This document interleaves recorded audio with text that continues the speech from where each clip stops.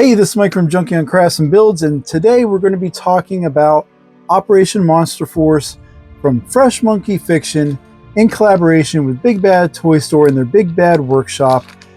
What we have here is an exclusive that was available at Joefest 2024. This is the Omen of Doom Forgotten King.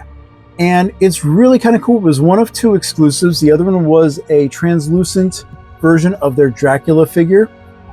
Both these figures are going to be out in their full colored form in Wave 1 of Operation Monster Force, which is available still for pre-order at Big Bad Toy Store. Operation Monster Force is a take on, say, the 1970s noir with horror and action built into place. It's got a lot of really cool versions of some of the classic horror creatures that we grew up with. You know what I'm talking about. So the Forgotten King is actually a pharaoh from Egypt from ages past who had magical occult powers and was very bad to the people in Egypt, and he was locked away for thousands of years. Now he's unleashed, and what we have here is kind of an ethereal, ghostly version of the Forgotten King. Maybe while he's in the process of creating magical spells and whatnot, was able to purchase this guy afterwards from Big Bad Toy Store. Came in a plastic bag that was stapled with the Monster Force Forgotten King. And here we have all the lingo on the back. All right, collectors only. So let's get that out of the way. Let's look at the figure himself. So looking at the figure here, this is the first time that any consumers really had a chance to get any of this product from Fresh Monkey Fiction and Big Bad Toy Store in hand. So it's kind of interesting to see what we're going to get here.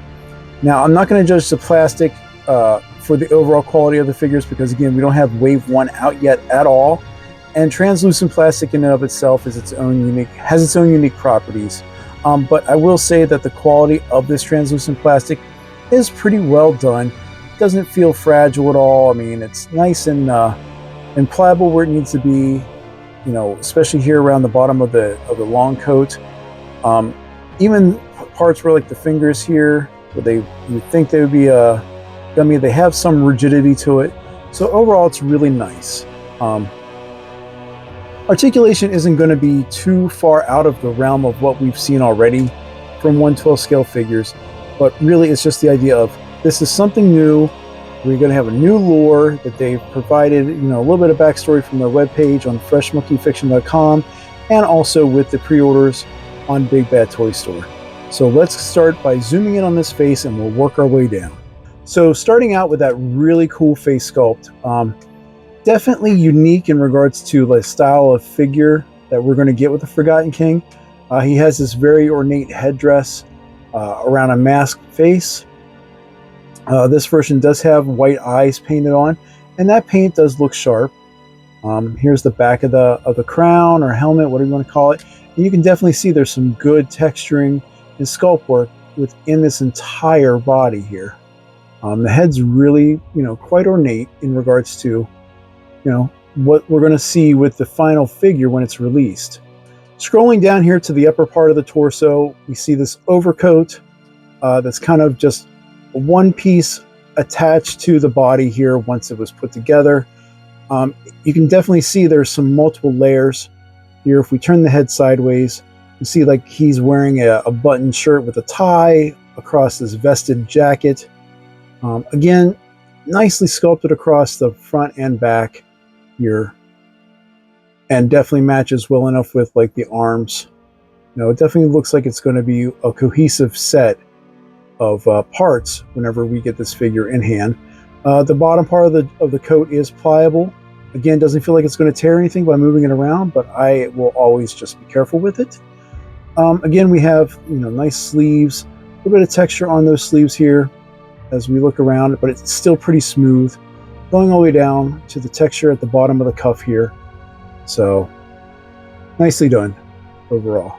Moving down to the waist, we see his trousers. Again, they also have this really nice texture sculpted to them. Going all the way down, you know, we have to his high boots here, and those are also very Very simplistic, but still nicely cohesive for the rest of this figure. So overall, pretty decent, pretty interesting to say the least. But with every good figure comes with accessories, so let's look at his accessories now. First accessory we're going to talk about is this tombstone / foot peg that he comes with. And again, it's also in a translucent blue plastic.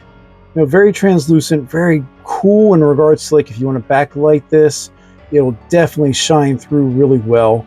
Again, nice texture across this here for the design. Operation Monster Force across there.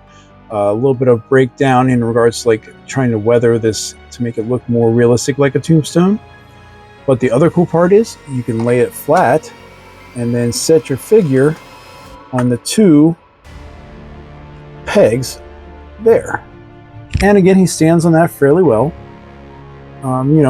It's a foot stand. Not the first time we've seen a 1/12 scale figure come with a foot stand. It's just really neat that it's shaped as it is for this figure. The next pair of accessories we're going to talk about are these magic effects that we get. Again, nice, semi-pliable, but still pretty much a nice plastic feel to it. Has these little circles and spheres and these other little intricate designs built onto this piece of effects, and both of them are pretty much identical to each other. Let's go ahead and get them on the figure. And here is the Forgotten King with his effects pieces, and they simply slide up and over onto the cuff of the arms here for the jacket. And simply enough, they just stay in place. It's effective. It's an effect piece that you can use. Again, it's translucent enough where you can start putting some lights through it. If I use my little blue laser pointer here on it, you can see it kind of really reflects that light around. Pretty cool. The Forgotten King comes with a variety of hand options. So we'll start out with the hands that I've had him on here throughout the video to this point, and that's these kind of open gestured hands. Again, he's casting magic, and they all fit inside here with a peg going into the forearm.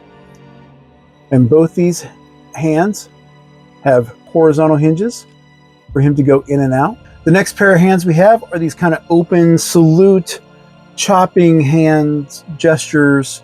Again, another emotive set of hands are fantastic to have for any sort of posing that you want to do with this figure. And these hands also are on horizontal hinges. The next pair of hands we'll look at are a pair of fists. Again, options are good for what you want to do with your poses. And these hands also are on horizontal hinges. The last pair of hands we're going to look at are his C-grip or item holding hands. Again, nicely sculpted. And like all the other hands, they are on horizontal hinges to fold in. The last accessory we're going to talk about is this staff. Again, nice translucent plastic. Some really good sculpt work here on the staff itself. Looks like it has these wrappings that go along the entire shaft of this staff. And we got these 2 little decorative pieces on the end that could appear to be like small little blades attached to it. But you can see we have 2 prongs or 2 pegs here on the end, and that's for the top and bottom. So we'll start with the bottom itself here, and that's going to be this really cool bladed edge here, an axe or whatever. Looks really, really cool, and that just pegs nice and easy into the bottom part here. It is a little snug fit. It is a little bit of a snug fit, but once you get it in place, it's there. And for the opposite end of the staff, we have this really cool ornate skull motif type of ornamental top. Again, like I said, nicely sculpted. The eyes are white, nicely painted in there. We have these ornate like snake skull heads here on either side of this winged skull centerpiece. And we have this kind of, I don't know what you want to call it, like a tree or some sort of plant to this bottom sphere. Really cool, kind of occult, really occult looking. The sculpt kind of wraps around here to the back of it as well. And here's the Forgotten King holding his staff now. And it's it looks really good altogether, I think. So let's go ahead and go through articulation and see what type of features we can expect from wave 1 of this Operation Monster Force. So before we start getting into articulation, I want to see how they engineered the neck, because of course that's like one of the more important articulation points that collectors want to have in regards to like how much range do I have for this head. So by removing it, we see that we have a ball peg ball hinge system, which is really cool. That gives you a lot of hopefully a lot of range here with the figure, as well as the option of really getting that extension for the head. So let's go ahead and put the helmet back, or this head back on. All right, so with that in mind, we know we can get down fairly far or forward with that ball peg, and not much down because of the headdress here, but we do get a decent amount of back movement, so he can look up fairly well. We can get a 360, and we can get a substantial amount of tilt on that head, so that's really good. I like that a lot. Moving now to the upper torso and the shoulders, we got some small detents here, but we can easily hit a T-pose, and actually just a hair above that as well. With that, we can also get a 360 fairly easy, and we have a butterfly joint built into this body, which is really nice and smooth. Again, I'll judge it more if I get any of this wave, but I mean, you get a fair amount of back motion here. You get your arms back to that far. You can get them forward fairly well, so if you wanted to kind of bring your arms across, see if we can do a menacing look here. You can get the butterflies to go across to that point. So since we're playing with the arms, we already know we have a bicep swivel here, and it's a subtle cut, pinless double jointed elbows, nice and smooth. You get a good range of motion here for the arm. And like I said, the hands are pinned to go into the forearm, and they all have horizontal hinges. Trying to look through here, I think we have a ball peg system. It feels like we have a mid-torso ball peg up top here, and then a ball peg at the bottom with a waist swivel. Because of the sculpt, you're not going to get a huge range down, but up, you can see that the articulation is in there. It's just not going to be the greatest for this figure because of the overcoat. Moving to the lower legs, we have drop down hips, a nice range there, what allows you to get your leg up that far. You can go a little further before it starts splaying out to the side, but we have a nice ball joint up top here at the hip that you can work in conjunction with this thigh swivel. This is just a little tight. Again, it could just be my copy and the plastic that we have here. We have double jointed pinless knees, which you can bend back here, and we're gonna kind of adjust as we go along. But you can definitely see you get past 90 degrees. The sculpt kind of cuts into the back of the thigh, so it kind of prevents you from going much further back. Boots, we have a nice boot cut here. And then ankles. My ankles are a little loose, so I'm going to have to kiki these up here, but you get a nice tilt down, nice tilt up, and a pivot inside. So while we may be familiar with this range of articulation and articulation points in 1/12 scale figures, it's nice to see that we have the same variety or the same standard we come to expect from other figures in this new line coming out. Overall, I can't wait to see what this first wave actually is going to provide us. Now, one final gimmick we got with this exclusive figure is the fact that this translucent plastic also has a glow-in-the-dark feature. So I'm going to use my UV torch here. We're going to light him up, and then we'll turn off the lights and see how well he actually glows.